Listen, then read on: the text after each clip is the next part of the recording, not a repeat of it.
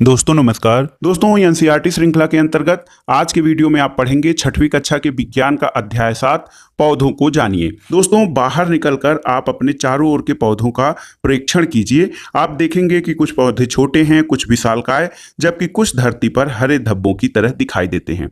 कुछ पौधों की पत्तियां हरी होती हैं, कुछ की पत्तियां लालिमा युक्त होते हैं। इसके अलावा कुछ पौधों के फूल बड़े और लाल होते हैं, कुछ के नीले, और कुछ ऐसे पौधे होते हैं जिनमें पुष्प ही नहीं होते हैं।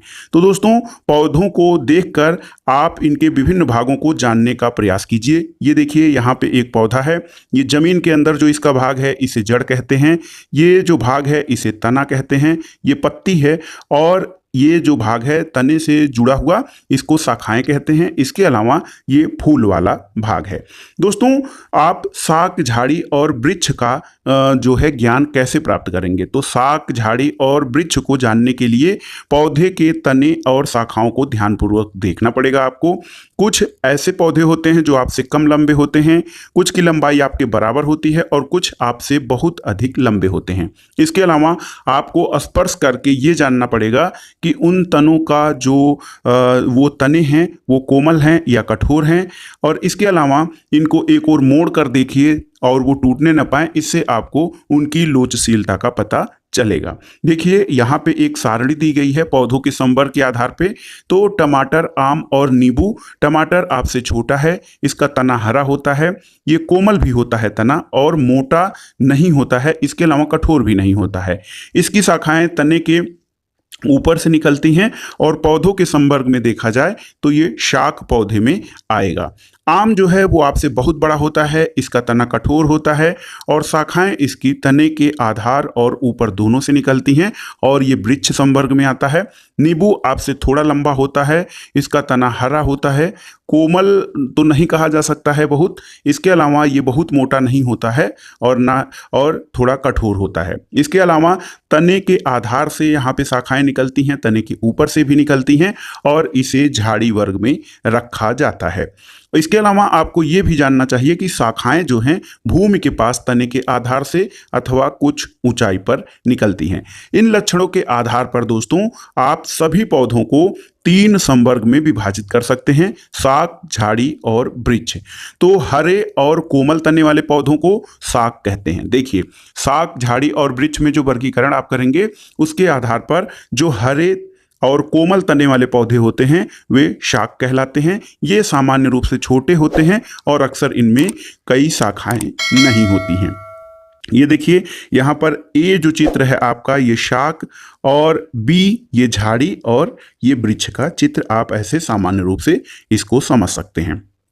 इसके अलावा दोस्तों कुछ पौधों में जो शाखाएं होती हैं तने के आधार के समीप से निकलती हैं। तना कठोर होता है लेकिन बहुत अधिक मोटा नहीं होता है, इसे झाड़ी कहते हैं। कुछ पौधे बहुत ऊंचे होते हैं, इनके तने सुदृढ़ और गहरे भूरे होते हैं, कठोर होते हैं। इनमें शाखाएं भूमि से अधिक ऊंचाई पर तने के ऊपरी भाग से निकलते हैं, इन्हें वृक्ष कहते हैं। और इन लक्षणों के आधार पर आप सभी सूचीबद्ध पौधों को इनके आधार पर आप सारणी में व्यवस्थित कर सकते हैं।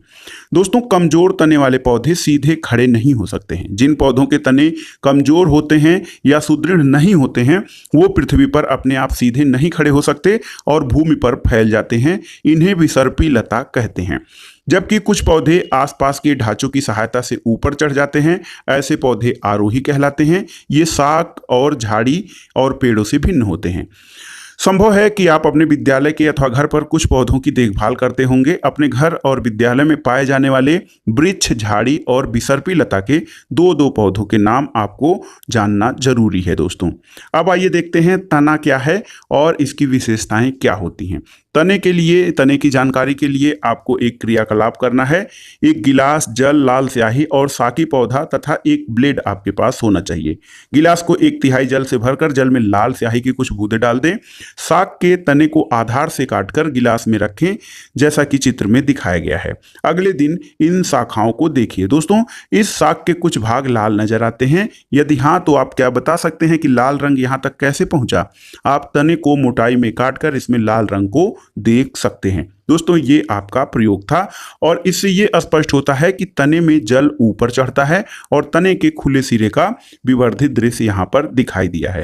एक क्रियाकलाप से आप जान सकते हैं कि जल जो है वो तने में ऊपर की ओर चढ़ता है, अर्थात तना जल का संवहन करता है। तना जो है वो जल को पौधों के विभिन्न भागों में पहुंचाते हैं और लाल स्याही की भांति जल में विलीन खनिज जल के साथ तने में ऊपर तक पहुंच जाते हैं।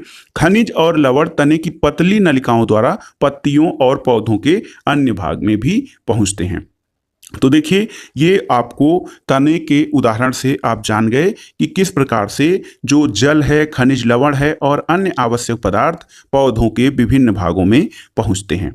दोस्तों पत्ती के अध्ययन के लिए आपको अपने आसपास के पौधों की पत्तियों को देखकर अपने नोटबुक में उनको चित्र बनाना है और आप देखेंगे कि सभी पौधों की पत्तियां अलग अलग प्रकार की होती हैं, इनके आकार अलग होते हैं और इनका कलर भी किसी का बहुत गाढ़ा होता है, किसी का हल्का हरा होता है। तो इस प्रकार से होता है।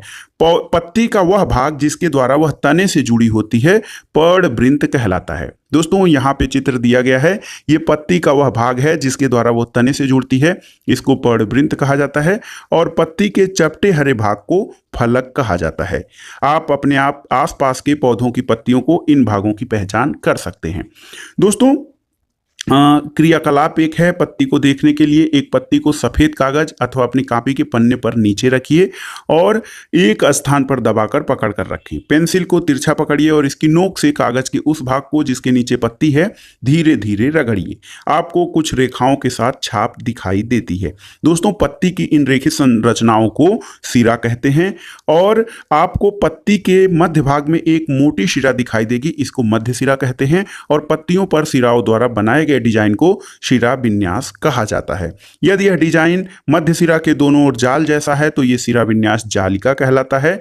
और आपने देखा होगा कि घास की पत्तियों में ये सिराएं एक दूसरे के समानांतर होती हैं, ऐसे सिरा विन्यास को समानांतर सिरा विन्यास कहते हैं। और विभिन्न पौधों की पत्तियों को बिना तोड़े उनके सिरा विन्यास को आप समझ सकते हैं। इसके अलावा दोस्तों आप एक क्रियाकलाप भी कर सकते हैं, ये दिन के समय आप कर सकते हैं जब धूप हो। तो इस क्रियाकलाप के लिए आपको स्वस्थ भली भांति सिंचित और धूप में रखे हुए पौधे को लेना चाहिए। किसी पौधे की पत्ती वाली शाखा को चित्रानुसार एक पॉलीथीन की थैली में ढककर धागे से बांध दीजिए। इसके बाद खाली पॉलीथीन की खाली थैली पर भी धागा बांधकर धूप में रख दीजिए। कुछ घंटों बाद पॉलीथीन की थैली के आंतरिक पृष्ठ को ध्यानपूर्वक देखिए। आप देखेंगे कि थैली के अंदर जल की कुछ बूंदें दिखाई देती हैं। जिस थैली में जल की बूंद दिखाई देती है आप ये जान सकते हैं कि ये बूंद कहां से आई। तो जल की ये बूंदें पत्ती से जल वाष्प के रूप में निकली हैं और ये क्रिया वाष्पोत्सर्जन कहलाती है। इस प्रक्रिया में क्या होता है, इस प्रक्रिया के द्वारा पौधे बड़ी मात्रा में जल को वायुमंडल में छोड़ते हैं। तो ये जो प्रक्रिया होती है पौधों द्वारा वाष्पोत्सर्जन की प्रक्रिया, इसके बारे में आप आगे के भाग में पढ़ेंगे। और पत्तियों को ऊपर की थैली में क्यों बांधा गया था, और इसका ये कारण है कि पौधों के वाष्पोत्सर्जन से निकली जल वाष्प को हम इस कारण देख पाते हैं। अब दोस्तों इसके अलावा आप जो है देखते हैं कि जो आप प्रकाश संश्लेषण, वाष्पोत्सर्जन के अलावा आप एक प्रक्रिया प्रकाश संश्लेषण के बारे में जानेंगे। दोस्तों तो प्रकाश संश्लेषण क्या है, देखिए आलू में मंड पौधे के अन्य भागों से एकत्रित होता है और पत्तियां जो हैं प्रकाश और हरे रंग के प्रकाश की उपस्थिति, हरे रंग के एक पदार्थ की उपस्थिति में अपना भोजन बनाती हैं। इस प्रक्रिया में जल और कार्बन डाइऑक्साइड का उपयोग करती हैं। इस प्रक्रम को प्रकाश संश्लेषण या फोटोसिंथेसिस कहा जाता है।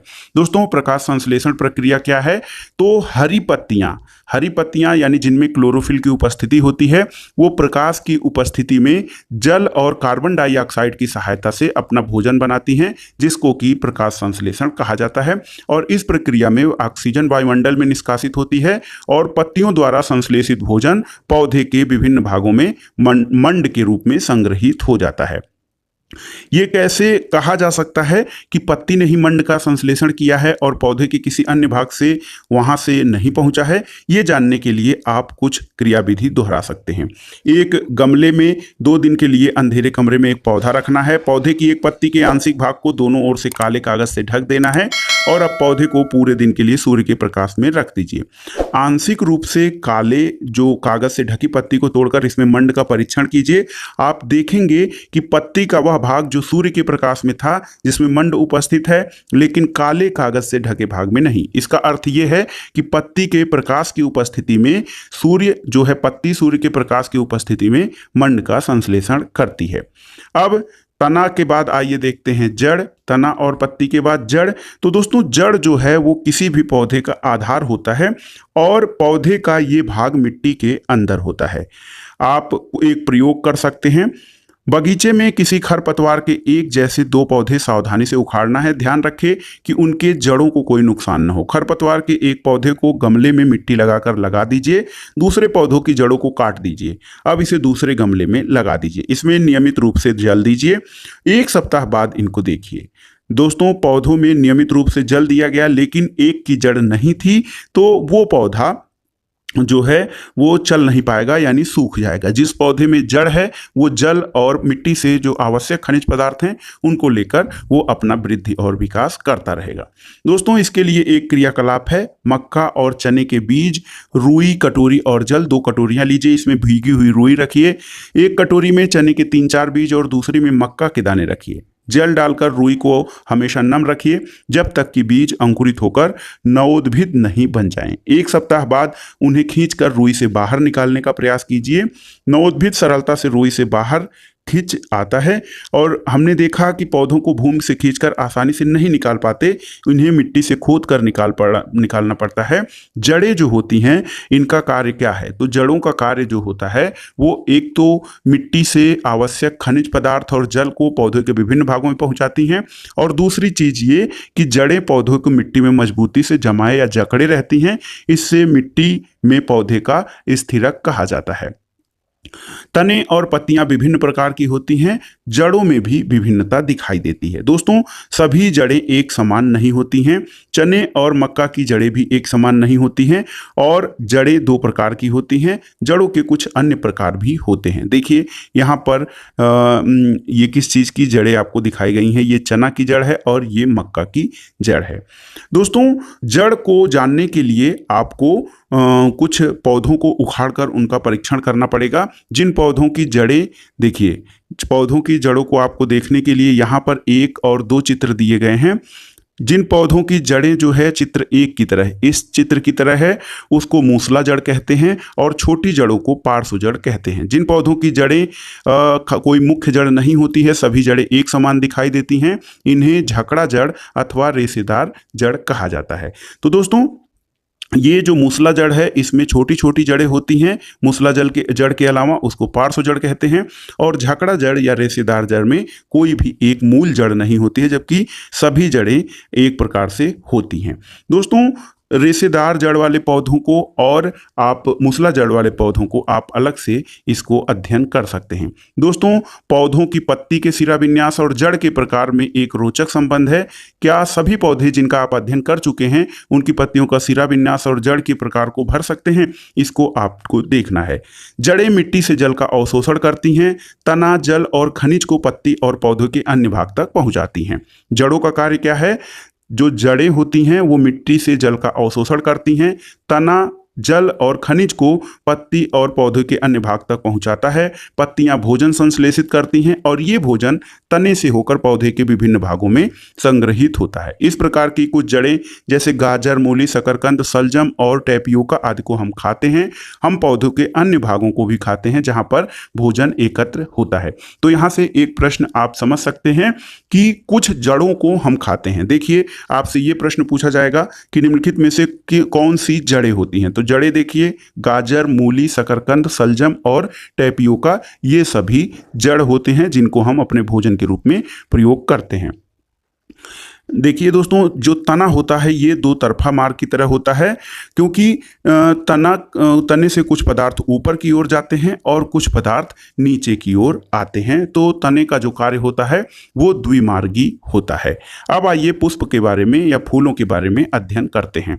गुलाब के पौधे को 3 आरेख चित्र में दर्शाए गए हैं और देखिए यहाँ पर आप गुलाब को पहचान सकते हैं फूल के माध्यम से। तो फूल जो है वो पहचान का एक माध्यम होता है।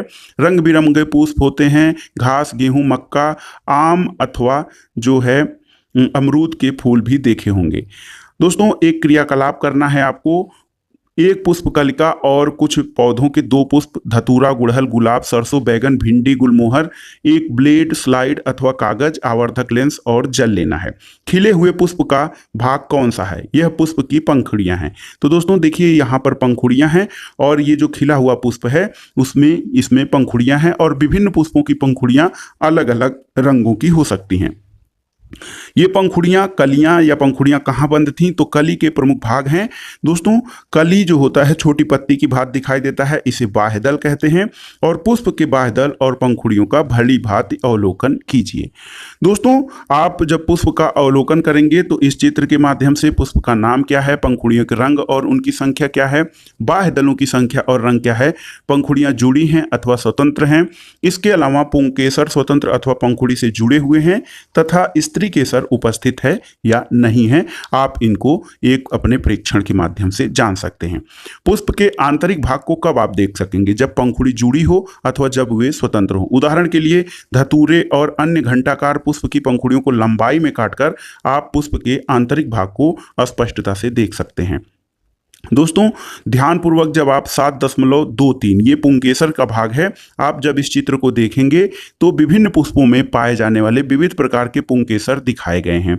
आप पुंकेसर के दोनों भागों को पहचान सकते हैं। अपने पुष्प के पुंकेसर की संख्या ज्ञात कीजिए और पुंकेसर का चित्र भी बनाइए। आपको क्या समझ में आता है? दोस्तों पुष्प के केंद्र में स्थित भाग को स्त्री केसर कहते हैं। यदि आप इसे पूरी तरह नहीं देख पाते हो तो पुंकेसर हटाकर इसे देख सकते हैं। अब दोस्तों यहाँ पे एक क्रियाकलाप देखना है। पुष्प के अंडाशय की रचना का अध्ययन करना है। स्त्री केसर का सबसे निचला और फूला हुआ भाग होता है और इसकी आंतरिक संरचना के अध्ययन के लिए इसको काटना पड़ता है, यह जानने के लिए कि अंडाशय को किस प्रकार से काटा जाए। अंडाशय का कर्तन एक देखिए अनुदैर्घ्य काट और अनुप्रस्थ काट का वर्णन आपको दिया गया है। दोस्तों अंडाशय की आंतरिक संरचना कुछ इस प्रकार से होती है। लंबाई में काट और अनुप्रस्थ काट को आप चित्र के माध्यम से देख सकते हैं। अलग अलग पुष्पों के 2 अंडाशय लीजिए और आप अंडाशय को एक स्लाइड अथवा प्लेट पर उसको अनुसार रखकर काट सकते हैं।